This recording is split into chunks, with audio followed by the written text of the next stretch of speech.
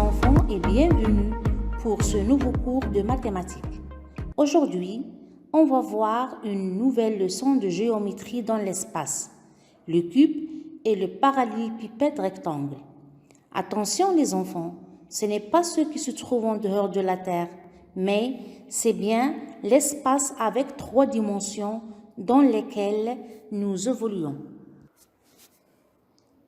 Les compétences de cette leçon sont connaître un cube et un pavé droit, apprendre à tracer un cube et un parallélépipède rectangle, savoir dessiner le patron du cube et du pavé droit. Vu que cette leçon est complexe, on va la diviser en 2 parties. La première partie, le cube. Avant de commencer, on va faire un petit rappel sur le carré. Oui, on a déjà vu le carré dans les leçons précédentes. Donc, un carré est une figure géométrique plane, c'est-à-dire en 2 dimensions. La première et la deuxième ont la même mesure. Et maintenant, observez cette figure. Oui, c'est un cube. Mais qui est-ce qu'un cube? On va l'analyser ensemble. Donc, la première chose qu'il faut compter dans un cube, ce sont ses faces. Alors, exactement 6 faces. Donc, vous avez la face de dessus, la face de dessous, la face avant, la face arrière et la face gauche. Et enfin, la face à droite. On passera après donc les sommets. Comptons ensemble. 1, 2, 3, 4, 5, 6, 7, 8. Oui, 8 sommets. 4 sommets de dessus et puis vous avez exactement 4 sommets de dessous. Donc le cube possède 8 sommets. Et enfin, on relie entre elles par des segments appelés des arêtes. Pour les polygones, on les appelle les côtés, mais pour les solides, on les appelle des arêtes. Donc, le cube a 12 arêtes qui sont parallèles entre elles. Finalement, on peut dire que un cube est un solide dont les 6 faces sont des carrés. Un cube est un parallélépipède rectangle particulier. Un cube a 12 arêtes ont la même longueur, un cube a 8 sommets. Et maintenant, on va voir comment dessiner un cube. Pour dessiner un cube, on va suivre les étapes suivantes. La première étape, on dessine un carré, comme vous le voyez. Et je précise son centre, c'est-à-dire le point où se rencontrent les diagonales. Et je dessine un autre carré qui a les mêmes dimensions, c'est-à-dire les mêmes mesures que le précédent. L'un de ces sommets doit être le point qu'on a déjà mis, c'est-à-dire le point où se rencontrent les diagonales du premier carré. Puis, on relie les sommets des 2 carrés pour avoir un cube. Et voilà notre cube. Maintenant, on passe à la construction d'un cube. Pour construire un cube, il faut dessiner un patron. Mais qu'est-ce qu'un patron? Oui, un patron est une figure géométrique plane qui permet de construire un solide en 3 dimensions après découpage et pliage. Donc, le patron est le pouvoir magique de transformer un bout de papier en un magnifique solide en 3 dimensions. Voici un exemple d'un patron d'un cube. Donc, si on dessine ce patron sur une feuille de papier et qu'ensuite on le découpe et on le plie suivant ses différents arêtes, on obtiendra un cube en 3 dimensions. Il existe au total 11 patrons différents permettant de construire un cube. Tous ces patrons respectent 2 propriétés. Si on retient ces 2 propriétés, nous serons capables de reconnaître d'un seul coup d'œil n'importe quel patron du cube. La première propriété, le patron d'un cube est formé de 6 carrés identiques. Ces 6 carrés identiques correspondent aux 6 faces du cube. Observez ce patron. Sur ce patron, on peut compter 1, 2, 3, 4, 5, 6 carrés. Ces carrés sont identiques, c'est-à-dire que tous leurs côtés ont exactement la même mesure. La deuxième propriété, le patron d'un cube n'a pas plus de 4 carrés alignés. Cela veut dire qu'il ne doit pas y avoir plus de 4 carrés qui se suivent sur la même ligne. Sur ce patron, on compte au maximum 1, 2, 3, 4 carrés alignés. Si tu présentes un patron avec 5 carrés alignés, tu peux être sûr 100% qu'il ne s'agit pas du patron d'un cube.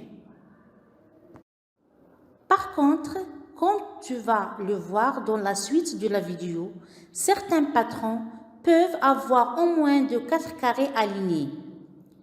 Je vais vous apprendre maintenant à tracer l'ensemble des 11 patrons du cube. Les patrons les plus courants sont ceux avec 4 carrés alignés.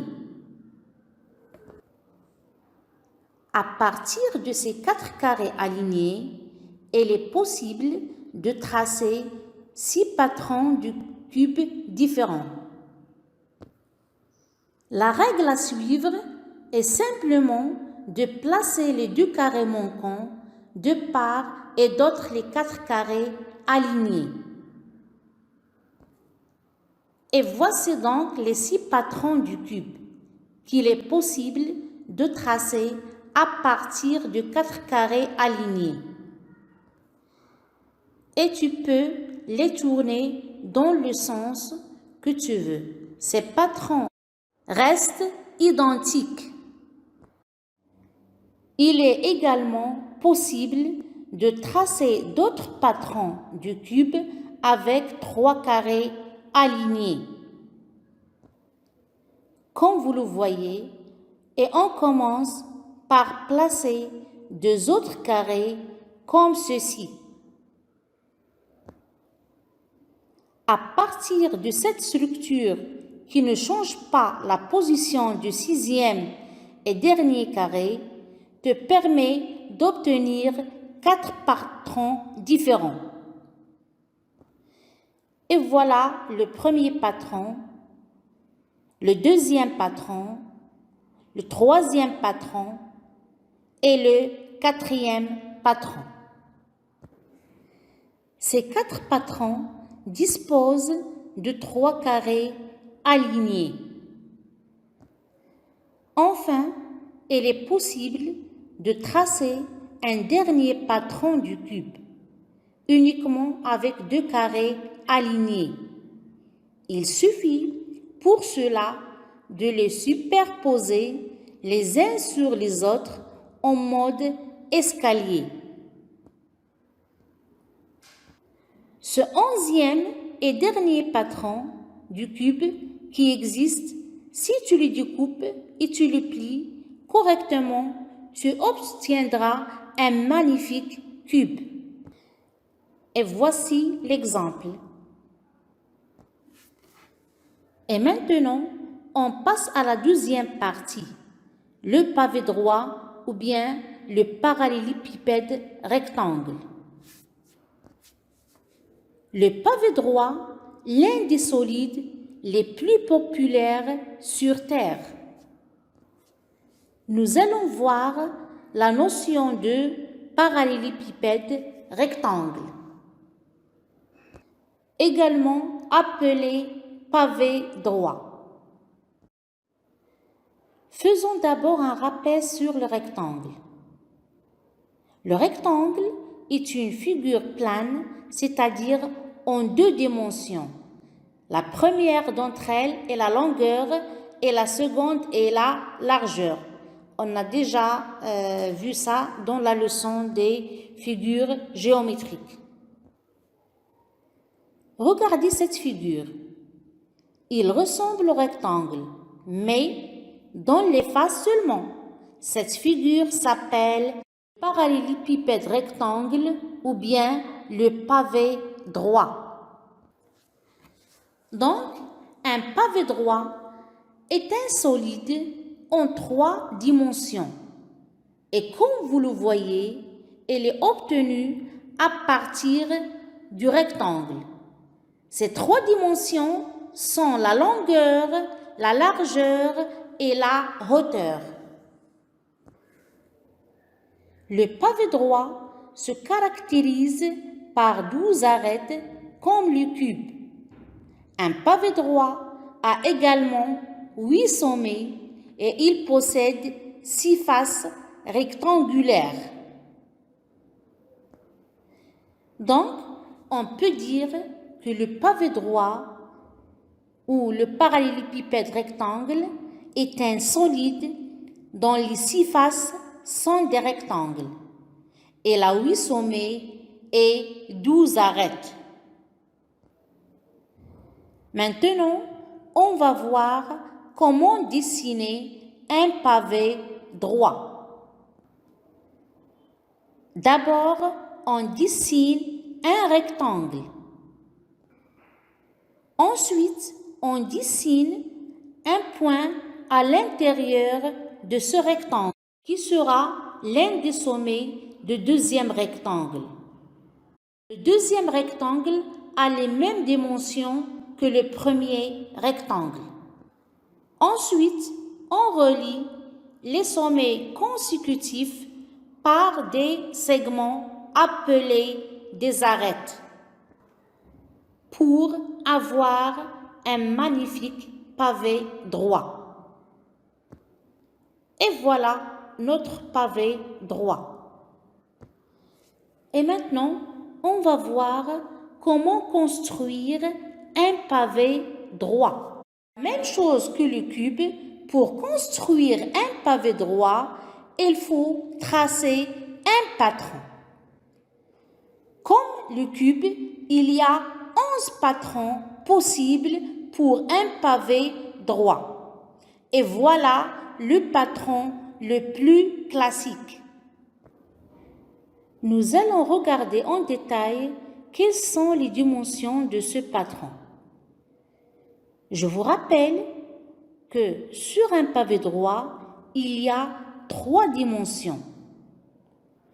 Et nous allons retrouver ces 3 dimensions sur le pavé droit.